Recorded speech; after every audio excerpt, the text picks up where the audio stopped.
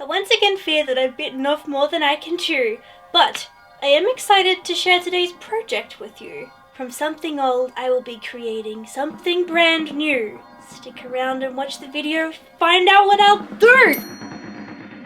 Next month, I am participating in my very first runway show ever. I'm making one piece, so it has to be good. I've spent quite a while designing it and I can't wait to show it to you, but this week is all about starting construction on the piece. This is my sketch for the design that I want to create. It's going to be a very intricate patchwork piece with all of these scrap material pieces kind of creating an ombre, fiery effect. I want there to be a beautiful yellow tulle petticoat underneath to give it some lift and volume, these big puff sleeves, and then of course right in the middle is the logo for the charity that is running the fundraiser, Dangerous Females. Dangerous Females raise awareness and much needed funding for organisations that support victims of abuse and violence in Australia. So it's a wonderful cause and my piece will be auctioned off at the end of the runway. So I want to make it really good, obviously. I've already purchased about 15 meters of this bright yellow tulle because it was on sale. My mission for today is to go to a few op shops in my area and try and find some nice white cotton sheets so that I can use my RIT dye and dye them all the same color of yellow, and that's going to function as the lining to my dress. Also, yes, I could just buy yellow fabric, but I do really prefer using secondhand fabric, and I have this RIT dye, so in the words of Tim Gunn, make it work, designers. Make it work. Designers, make it work.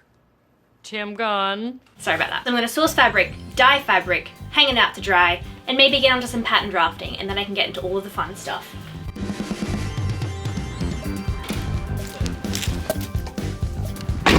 Success.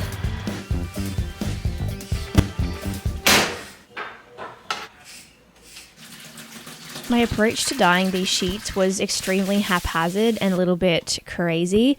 I put about 6 sheets in this basin after washing them, and they did come out slightly patchy, but overall I was pleased with the result.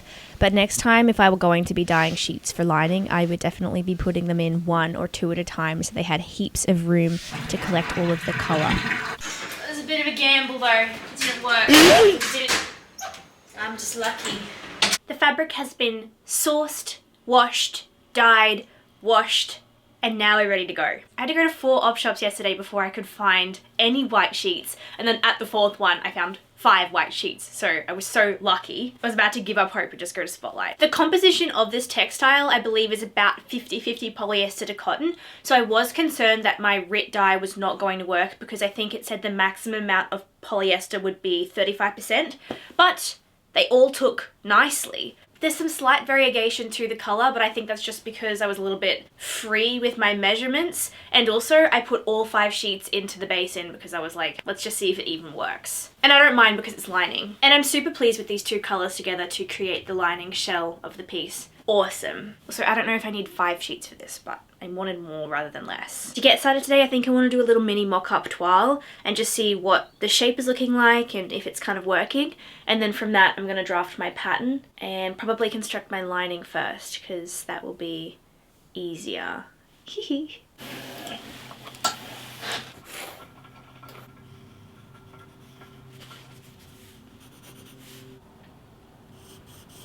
For me personally, this doesn't feel like it's going to be enough volume for my liking, so I'm curious about whether I could slash and spread down the center line and then spread the pattern out like that, but I'm also curious about adding a side panel here that would have some gathering there, and then there would be some more volume at the side. 2 options. I will try both.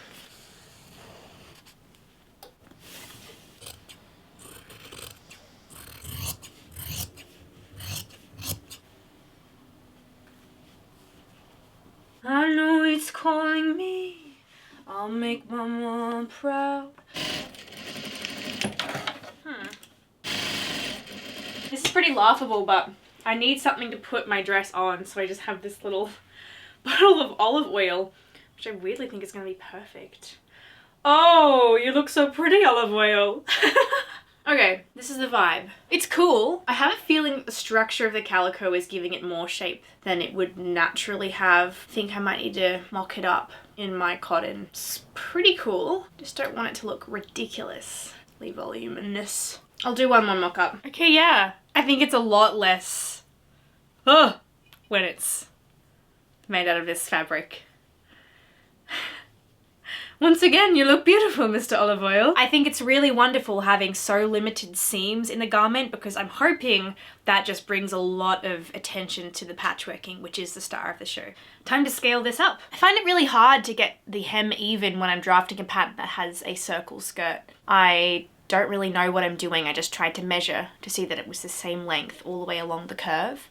But any tips or tricks for drafting circular shaped skirts would be much appreciated. Also, the way that you guys just flood my comment section with the most helpful, insightful, educational comments ever, I just love it. I'm like writing down all of these questions in my brain so that I can just ask you guys and just learn because you're just so much smarter than me. So thank you for telling me everything you know.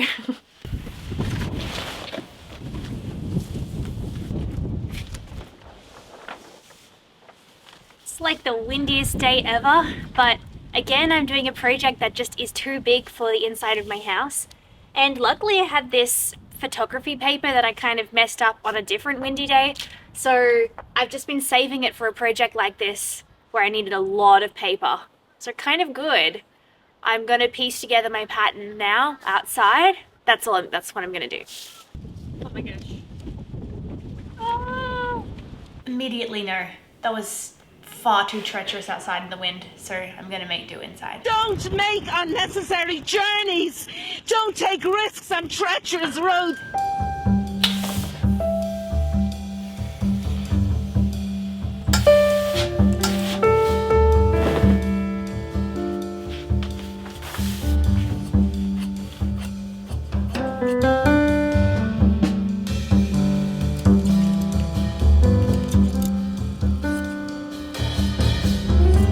Basically just cut out 1/4 of the lining of the dress just to see what it's going to look like.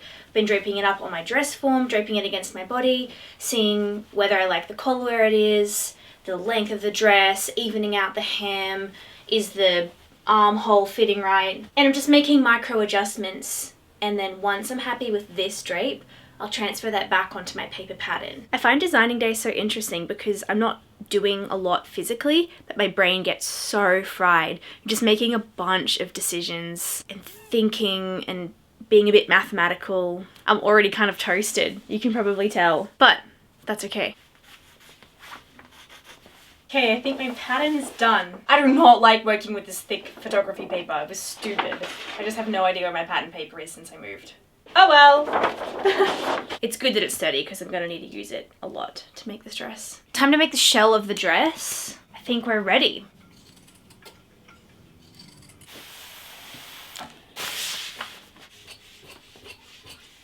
All 4 pieces have been cut out, and so now I'm going to construct them by joining the front pieces and the back pieces, and then the side seams and then the shoulder seams.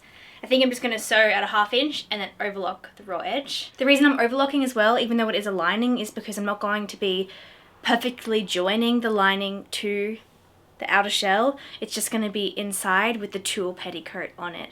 So yeah, the raw edges will still be more or less exposed to the inside of the garment.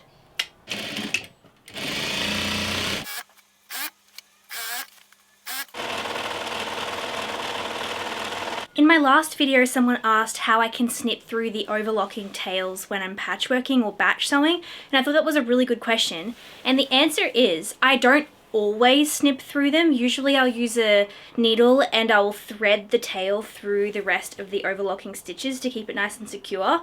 However, if I know I'm going to be finishing the edge with something else, whether that be another overlocking edge, it's going to get attached to something else and then overlocked, maybe it's going to get finished with bias tape. Basically, if there's any other finishing function that's going to be covering that overlocking edge, then I'll just snip a thread, because it should get pretty well secured. I just wanted to answer your question because I thought it was a really good question. Hopefully that helps. I haven't had any trouble with that technique for the last few years, so I think it's fine.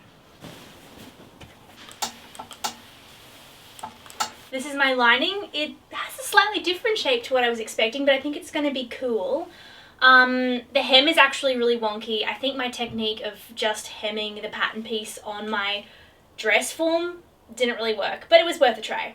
I will just put this back on the dress form and just hem it myself. You know what I mean? It's really hard to make a curved hemline on a pattern piece. I must just be missing like a key piece of information. But it's okay. Easily fixable. I'm just gonna fix this hem, overlock the edges, probably call it a day, and tomorrow get stuck into my patchworking. Yeah. It's the next day. I finished my lining shell last night and she's looking quite pretty. So today's task is working on all of the patchworking so I can construct my textile for the outside of the dress. I'm so excited. You guys know I love patchworking, so I'm ready to start play. The patchwork design that I want to create for this dress are these really long strips that will be very small, so I can kind of monitor this sort of ombre transition from a dark pink all the way through the oranges and peaches and up to this nice daffodil yellow. I'm hoping that I can get each tiny little strip slightly different from one another so it kind of creates a more seamless blend. Today's going to be a little bit tedious sewing, but personally I love it, so it's gonna be fun. Naturally, the first thing to do was to get every single scrap out that I have ever owned and start organising them into the colours that I wanted and curating my colour palette.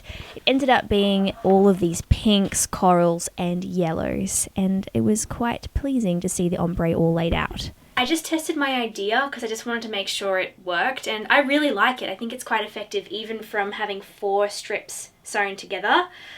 Love the concept. Frightened about how long this is going to take, I must admit. The insides of the edges are all going to be overlocked and pressed neatly, so that process is going to take a long time, but I'm ready for the challenge. Let me show you the process of this. For the textile, I was cutting out strips that were roughly 2 inches wide and various lengths, and I literally just used one strip as a pattern for all of the other strips, laying them on top of all of my scraps and then sewing them into long strips using this kind of batch sewing method. This was to create just one strip, and then once I was happy with the one strip, I would overlock them all together as well, trim all of the threads, and then proceed to give them a good press. And then I would individually lay each strip out, making sure that it kind of worked with the strips on either side of it. Then I overlocked that strip to the motherload of strips, I suppose, and gave that a good press, and that's how I built up my textile. You can already see the ombre is quite effective from afar. Awesome! I definitely am feeling intimidated by how much work I have to do because every 7 minutes I get to add 1 inch of width to my fabrication. So basically I'm just going to tuck in, work away until the sun sets, and I will check in with you to show you how much I've done. I've probably got about 2 good hours of daylight, so let's see how far we can go with this piece of fabric.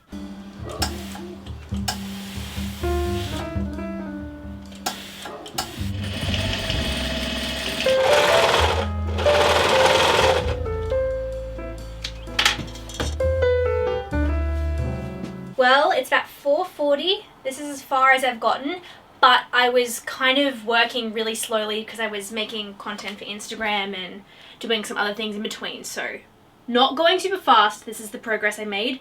Not a lot, I know, but I think tomorrow I'm going to just be able to crack it out if I just get my head in the game. I realised I don't need to make the whole piece of fabrication one big rectangle. I can make it smaller as it gets to the smaller part of the pattern. So I'm just using the pattern as my guidelines so that I can make sure that I'm not doing more work than I need to. Anyway, it's getting dark now and I'm headed out tonight and I'm going to watch some football. So I think what I want to do is trace out all of the logo of Dangerous Females so that I can cut it out when I'm watching the football. Because that's going to be kind of like a tedious task and perfect to do in front of the TV. So let's do that now. Plan is to use some tracing paper, hold it up against my screen, and then using the logo that Dangerous Female sent to me, I'm just going to trace it out, cut it out, pin it to my fabric, and then use that as my pattern. I don't know if I told you that, but I'm going to use black fabric to just cut out the words Dangerous Female. I think that's what they put on their t-shirts. And I'm going to hand stitch that on the dress. And that's why I'm trying to keep the top portion of the dress really yellow so that the black stands out nice and strong. Maybe I could make it a little bigger. I'm not sure if they'll be mad at me if I scale it up a little bit. I meant to just do the logo as they sent it to me, but I think it could be bigger. I think it could be like 20% larger. That's scaled up a bit now. I think that's better. Here is my finished textile. Guys, this took me literally 1 whole week of full-time sewing to create. It was the most painstaking process I have ever endured for a sewing project. The finished result doesn't even look that impressive hung up, I think, because the pattern pieces are these really weird shapes, but I still wanted to give you a little look at the fabrication before I cut into it, which is today's job. Also, if you're interested in all the details, there are about 200 strips lengthwise to make all of this fabrication for the front and the back of the dress, and to put 5 of those strips together it took me about 20 minutes, and that doesn't account for the time it took to press the fabric, cut out hundreds and hundreds of strips, and also take little breaks. So yeah, that's why it took so long. I'm going to give this fabrication one last press and maybe a good lint roll, and then it's time to start the actual construction of the dress, which I am really looking forward to. I haven't made the fabrication for the sleeves, but don't talk to me about it yet. I need a break. Honestly, this is such a surreal moment. I'm gonna cut into it. Yeah! Wow. In this instance, I'm going to use my air erasable sewing marker so that I can trace out the pattern piece, just so I know that it's all fitting in the fabrication properly. I posted on my Instagram when I started cutting into this fabrication, and I had so many people in my DMs freaking out. And I was like, same, sister, same. It's so scary because it's like, if something doesn't fit or if I make a mistake, there's not a great deal that I can do to fix it seamlessly, but it turned out, so that's good. I need to work really delicately now so I don't pull away any of these seams unnecessarily. I'm going to secure all of the seams as I work on them. So first I'm going to do the shoulder seams and then the side seams and construct it into a dress, and then I can figure out hem and collar. It's a really simple design, like the construction from now on, pretty easy, but I'm just very concerned about maintaining the structural integrity of every single individual seam, all 200 of them. If you cut through a patchworked seam, there are a few ways that you can secure the edges, but by far my favourite option is reducing my stitch length to the lowest stitch length and then doing a bunch of back stitching over every single seam. I feel it's quite reliable and it does get the job done as fast as possible. And then once I had secured the seams, I just stitched my dress together and overlocked the edges as well so that it resembled a dress. That was shoulder seams and side seams. Because I created this lining shell, I can just insert that right sides together with my main fabric, and I'm going to sew around the neckline, and that's what's going to finish the neckline. Also, I need everyone to know that every single seam of this patchworking is facing the same way. And the right way with the overlocking, looking really pretty. Every single one. That took some dedication. It's very beautiful, if I may boast about my seams. Thank you. Look at that icon. After I pinned my main to my lining fabric around the collar, I stitched them together with the right sides facing at a 1/2 inch seam allowance.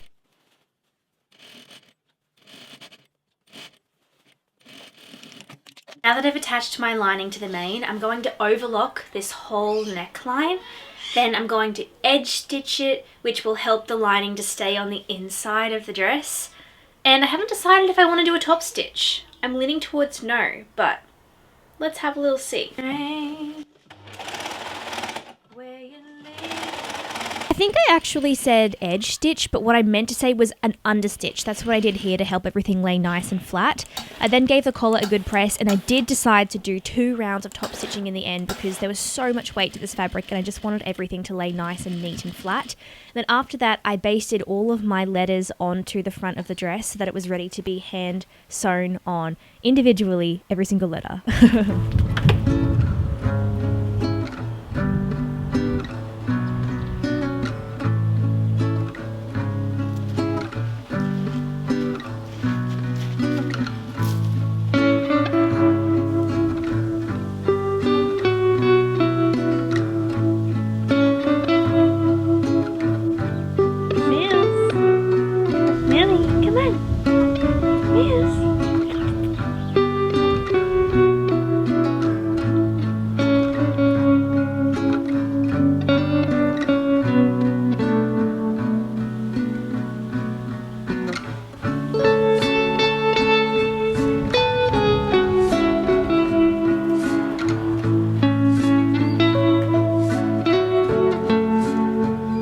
another task that took so much longer than I anticipated, but alas, the text has been hand stitched on very carefully.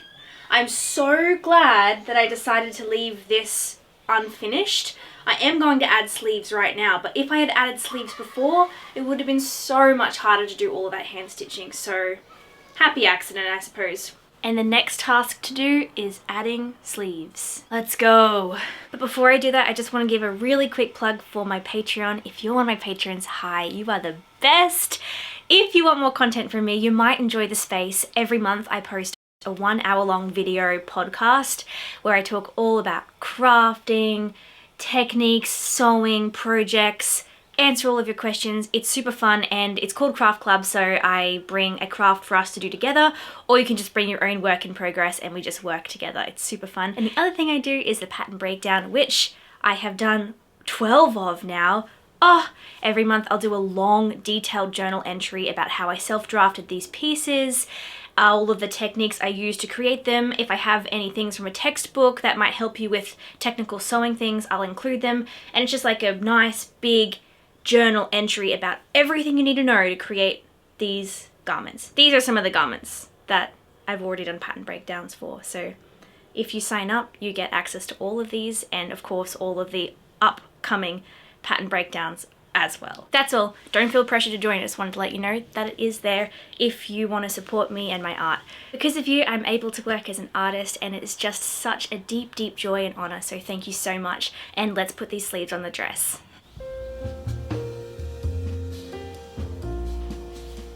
Seems like a bad idea,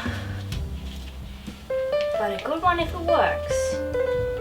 Oh, okay. And now I'm just going to sew all of these strips together the exact same way I created the textile for the dress until I have 2 pieces of fabrication that are big enough for my sleeve pattern, and then we're in business. I need you guys to know as well that I individually placed the colors of every single strip of fabric. Usually I patchwork at random, but this time I really wanted everything to have harmony between each and every strip. So yeah, I laid them all out, strip by strip. It was ridiculous, and I don't know if I would want to do that again. Sleeve fabrication secured. Yet another task that took far longer than anticipated.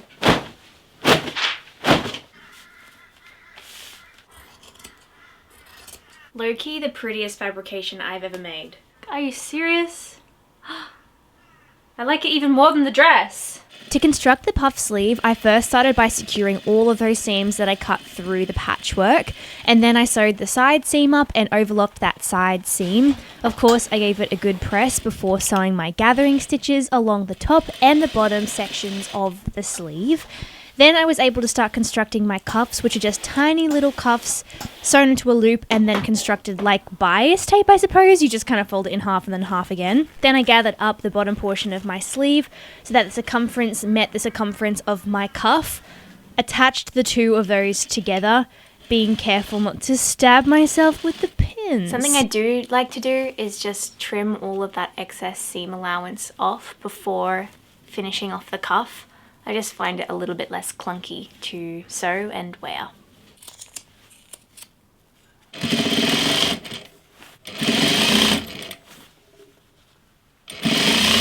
If I'm working on a sleeve that has more volume in the back of the sleeve than the front, I'll always mark the back with a safety pin so that I know which way they're meant to face. Because I have before sewn them in back to front and it's annoying.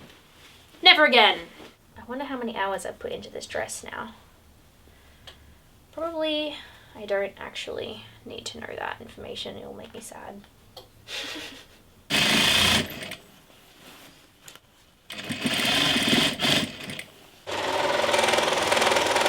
Sleeves are in. Let's hem this.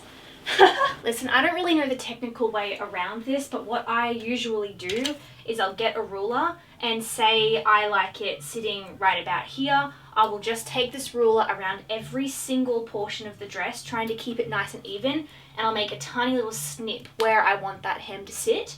And then I will take the dress off the form and cut all the way around, aligning every single one of my snips so that it's one nice even hem. I did just realize that I don't have to use a snip as a marker. I could just use my marker as a marker. Like this air erasable marker. A little bit less of an alarming way to mark your hem. I know this is gonna freak most of you out. It's freaking me out too. Gotta start somewhere. I'll have to find a good way to use these scraps. I don't know what it will be for yet, but they're so beautiful. Too beautiful to just throw away. Perfect. Maybe it could have been an inch longer. Oopsies. Almost perfect. But if I end up having tulle underneath this dress, then it will visually appear longer and will then be, in fact, perfect. The thing is that I just need to play around with the tulle, and yeah, it is my original design, so I would like to do it, and whatever. I'm going to secure every single one of these seams. I'm gonna overlock it and just fold it up once. I wouldn't normally do that for a hem, but I just want to preserve as much length as possible. Interestingly, after predominantly only working in a patchwork style for the last few years, I'm just now realizing if I'm going to cut through my textile, there is no function for a back stitch at the beginning or the end of my stitching, because I'm going to cut through it anyway, so I may as well just leave long tails and just sew.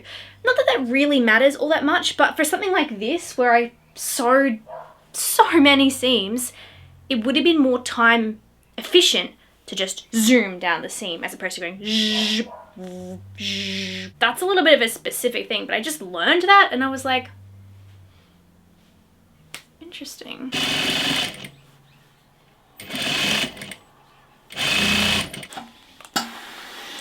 It's finally petticoat time, which means I just need to lay out my lining skirt here, and I'm using my ruler and my marker to mark a nice even line all the way around this lining skirt, and that is going to mark where I need to attach my round of gathered tulle. I evenly marked where I needed my tulle to sit all along the petticoat, and then used my curved ruler to create a nice clean line so that I would be able to see very clearly where I needed to attach the petticoat. I then cut out lots of strips of tulle. I think it was about 20 meters of tulle in the end, about 15 inches wide. I sewed them all together and trimmed the seam allowance, gathered the tulle up, and then proceeded to sew my big length of tulle to the petticoat following that curved line. Oh my goodness, the dress is finally complete. Yay. I'm so happy, but mainly I'm just relieved because it took so much longer than I anticipated. But overall, I think that all of the work that went into it was so worth it. You can see here that it ended up being really similar to my initial sketch, which is kind of a satisfying thing. It was quite delightful to get to experiment and see if I could create an effective ombre transition with fabrication made out of scraps. And I think that the end result is quite delightful. Before I go, I just wanted to say thank you so much for watching. Please let me know what projects you are working on at the moment, because you know I love to hear about them all. And if you want more content from me, of course you can watch all my other YouTube videos, but you can also find me on Instagram, TikTok, Pinterest, Patreon, and my website where I make happy handmade things. But for now, that is all from me. Thank you so much for hanging out with me. I hope you have a wonderful, wonderful day, and I will see you all in the next video. Bye!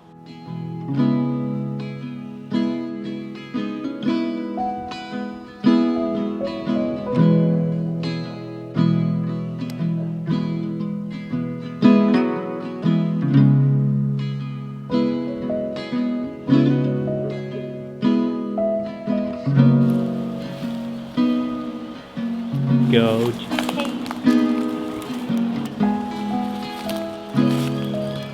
Really good.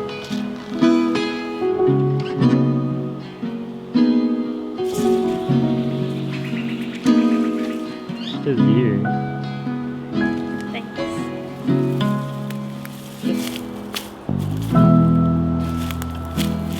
Very cool.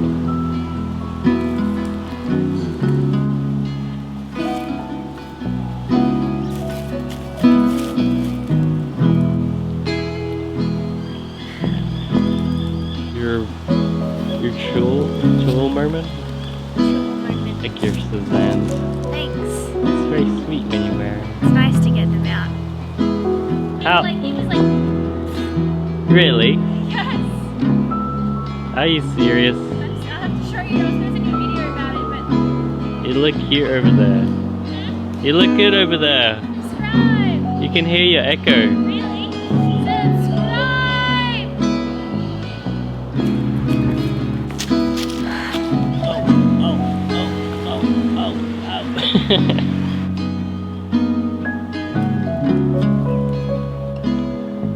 Now breakdown.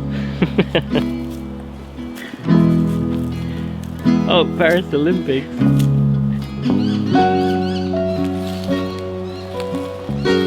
Dress is phenomenal. It's really good. Thank You you. made something here. Here, Abby.